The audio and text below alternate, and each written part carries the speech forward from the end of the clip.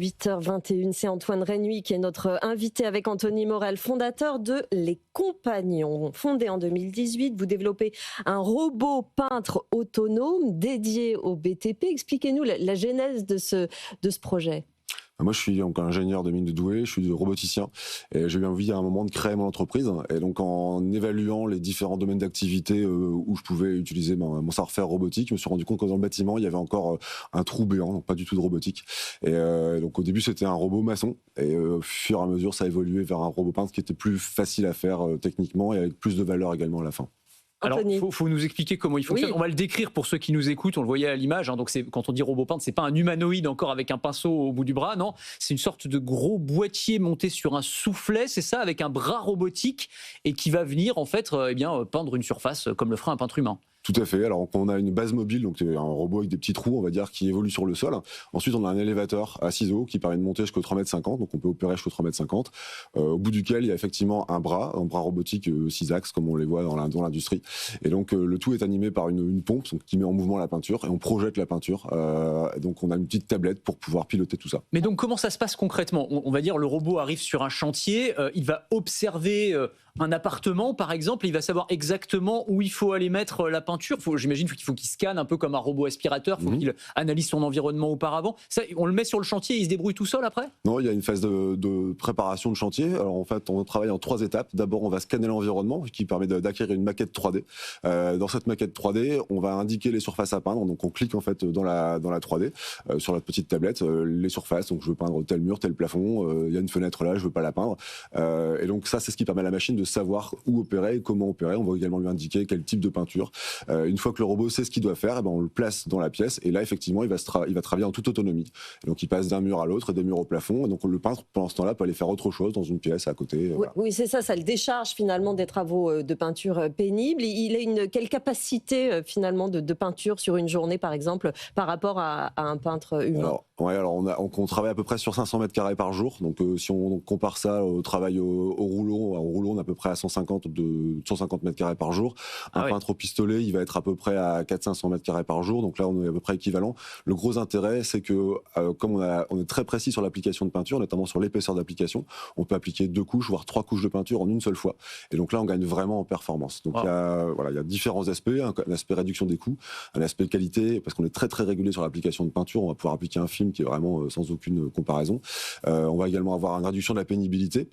Et un côté RSE aussi, parce que quand on applique juste les quantités de peinture nécessaires, on va appliquer en général moins de peinture. Alors, vous dites le peintre, il va pouvoir faire autre chose, mais il va faire quoi pendant ce temps-là ? Parce que finalement, là, on parle souvent salarié augmenté ou remplacé, mais là, le robot, il peut faire tout ce que fait le peintre en réalité. Il n'y a plus besoin de peintre. Alors, il y a d'autres opérations. En fait, un peintre, il ne fait pas que peindre. En fait, l'application de peinture, c'est vraiment la finition, on va dire.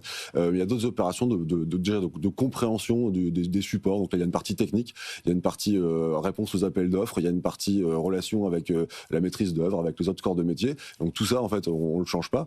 Il y a quand même une expertise technique pour savoir quel type de peinture utiliser, comment gérer la coordination de chantier. Et donc tout ça, ce savoir-faire-là, on va pas du tout le changer. Donc le peintre de demain, il fera tout sauf peindre, en fait. Alors, d'une certaine manière, en revanche, il y a encore des étapes de préparation de support, tout ce qui est enduit, tout ce qui va être ponçage également, sur lesquels aujourd'hui, la version d'aujourd'hui ne travaille pas encore. En revanche, on s'apprête à faire quelques annonces plutôt intéressantes sur ces aspects-là d'enduit et de ponçage.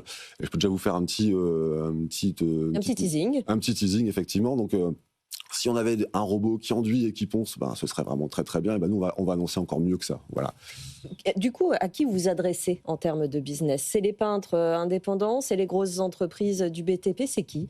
C'est un peu tout ce monde-là, parce qu'en fait, on se rend compte, évidemment, notre cible principale, ce sont les peintres, puisque nous, on vient leur proposer un outil supplémentaire, en plus de la brosse et du rouleau ou du pistolet qu'ils utilisent déjà aujourd'hui.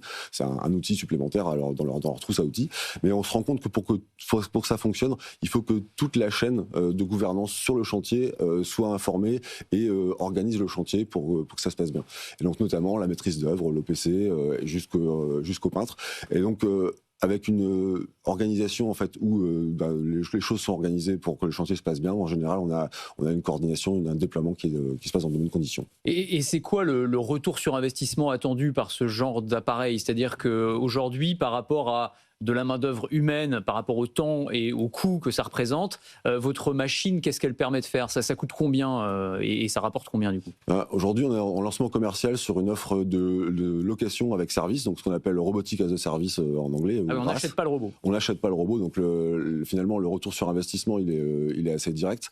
Aujourd'hui, on cherche une trentaine en fait de partenaires peintres avec lesquels travailler pour couvrir toute la France, répondre aux appels d'offres en fait sur toute la France. Aujourd'hui, on en a 4, ce qui nous permet d'être sur des chantiers d'ampleur. Donc là, on vient de finir un gros chantier du bureau, 6000 m². Et donc là, ces partenaires sont vraiment fondamentaux en fait dans ce déploiement.